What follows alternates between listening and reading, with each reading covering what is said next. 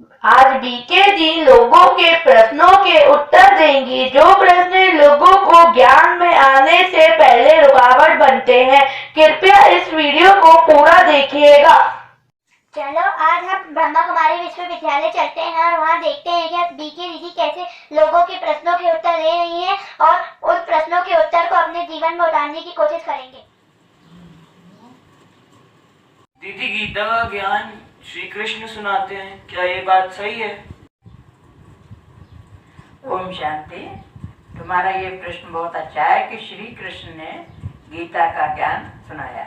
भक्ति में यही समझते हैं कि श्री कृष्ण ने गीता का ज्ञान सुनाया, लेकिन परमात्मा इस समय गीता का ज्ञान सुना रहे हैं। श्री कृष्ण ने जो पुस्तक बनाई है गीता की, वो द्वापर युग में बनाई है और द्वापर युग में श्री कृष्ण की भक्ति शुरू होती है। तो और दूसरी बात क्या है कि जिनके शरीर में परमात्मा बैठ करके ये ज्ञान सुनाते हैं, वो आत्मा ही सतयुग में जा करके पहला श्री कृष्ण बनती है और श्री कृष्ण का ही साक्षात्कार उनके शरीर द्वारा होता था। तो लोग बाग ये समझते हैं कि श्री कृष्ण ने गीता का ज्ञान सुनाया। एक्चुअल में परमात्मा श्री कृष्ण वाली आत्मा के शरीर में बैठकर गीता का ज्ञान सुनाते हैं। श्री कृष्ण ने गीता का ज्ञान नहीं सुनाया।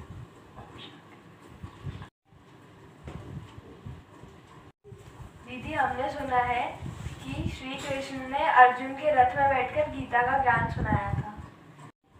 देखो, श्री कृष्ण के रथ में अर्जुन के रथ में श्री कृष्ण ने गीता का ज्ञान सुनाया।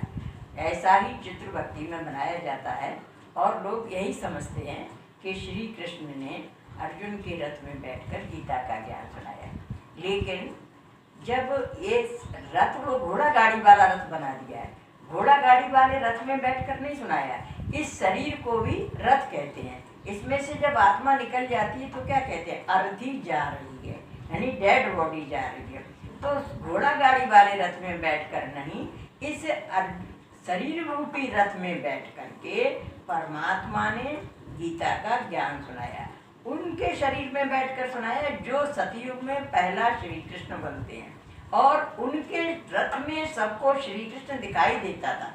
इसलिए भक्ति में ऐसी मान्यता बन गई है कि श्री कृष्ण ने गीता का ज्ञान सुनाया अर्जुन के रथ में बैठकर। लेकिन ऐसी बात नहीं है। परमात्मा इस समय गीता का ज्ञान सुना रहे हैं और इस गीता ज्ञान से ब्रह्मा बाबा के शरीर में बैठकर गीता का ज्ञान सुनाते हैं और इस गीता ज्ञान से सफेद वस्त्रधारी भाई बहनों की, माताओं बहनों की जो सेना तैयार होती है, पहले तो हम अपने अंदर के विकारों को खत्म करते हैं और फिर दूसरी आत्माओं के अंदर के विकारों को खत्म करते हैं।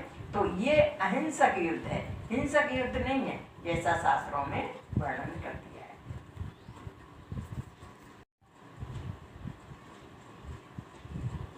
अच्छा दीदी, हमें ये बताइए कि गीता का ज्ञान कब, क्यों और किसके द्वारा दिया गया है? देखो बच्चे, गीता का ज्ञान इस समय कलयुग के अंत में दिया जाता है। शास्त्रों में जैसा वर्णन कर दिया है कि द्वापर युग में गीता का ज्ञान दिया गया है, तो अगर द्वापर युग में सचमुच में गीता का ज्ञान दिया जाता तो द्वापर के बाद कलयुग आता है। तो कलयुग में तो इस धरती पर पापाचार भ्रष्टाचार और फैल जाता है। तो भगवान के आने, गीता ज्ञान सुनाने से फायदा क्या हुआ? धरती पर तो पापाचार भ्रष्टाचार और फैल गया। तो ये बात जो शास्त्रों में लिखी है वो मनगढ़ंत बना दी है।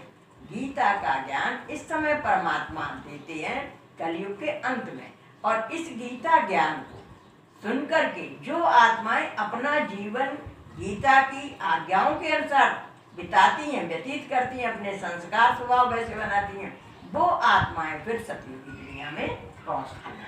तो परमात्मा के द्वारा कलयुग के अंत में ये गीता का ज्ञान दिया गया और इससे सतयुगी नई दुनिया की स्थापना होती है।